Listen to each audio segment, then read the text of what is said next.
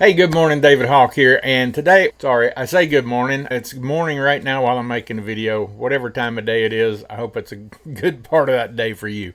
But anyway, I saw this post in one of the Facebook groups. Let me bring this over. And this guy was saying he had this image and he was wanting the two red line between the two red lines he wanted to engrave solids. I think there's kind of two ways we could do this. I haven't done this beforehand. We'll see how I do.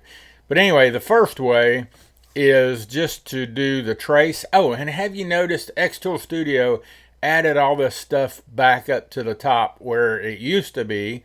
Much easier to find, and you can still click edit and it's all over here as well. But I just really the fact that it's back up here at the top and easy to do, or easy to find. So let's do this trace, and we can do layering by color, and you can see how it does. Let's do auto centering. What's that going to change? Anything? Ooh, we don't want to do that. We want auto trace. Again, layering by color.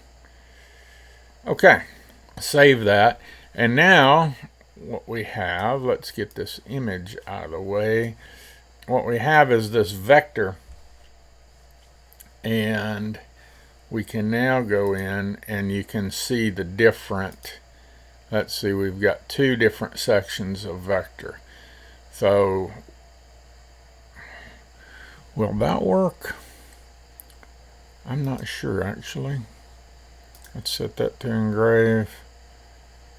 Okay, there we go. I think we've got something going on here we can work with. Let's do the, I want to ungroup that. Let's choose the purple vector. So we're on the outside now. And now let's do an offset. I want the offset to be tight though. Confirm. Let's get rid of this over here. Move this out of the way a little more. Let me check our vector. So we've got two vectors now. Now what we've got, look at there, that's interesting. That's the original vector, isn't it? It is. I added that one. Let's see what he did, what we did. So this is going to work because now I can click engrave on that vector. Ooh, that's a lot of vector there. A lot of vector. Didn't sound right, did it? Alright, let's get rid of this stuff for now. Get rid of that. So what we can do to get that outside, I need to get this a little more onto the screen here. So it's not going, well, it'll let me edit. So we need to edit it this way to get rid of all of this. And what we can do, this is going to take a long time. So I'm going to do this and then I'll be back. Okay, so I found something a little different. Edit compound allows me to come in and choose these inner pieces and get rid of them. It's much faster than doing it with all the dots. So we've got, shoot, we've got that done. All right, so now we've got that piece of the vector that we can run. Let's get this inside it. That doesn't seem to fit very well, does it? Anyway, he wasn't asking me to fit it in there. He was asking me, or he wasn't asking me, he was asking people to get that to be able to run and get that outer image together. So that's one way to do it. I'm gonna get rid of this. The other way that I see would be, let's just get rid of this. Go find my image again. Where are you? There you are.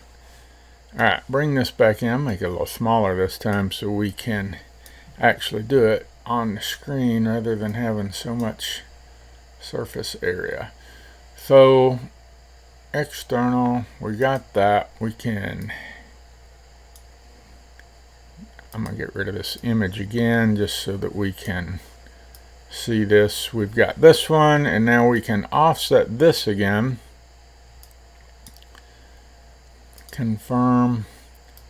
I can make that bigger. You can see the issue I'm having isn't going to be the engrave. The issue is going to be making this thing to where it's the right size. And rather than sit here and fiddle with that, because that wasn't his question. His question was how to get all this inside to engrave. So what I'm going to do is not worry about the actual design aspect or the size aspect, is just how to get this thing to do that. And what you need to do is subtracted overlap, I believe, and now you can do the engrave, and you've got the two lines, and it's going to engrave in the middle. So that would be the way to do that. Now actually getting, let me bring this image back up that he had,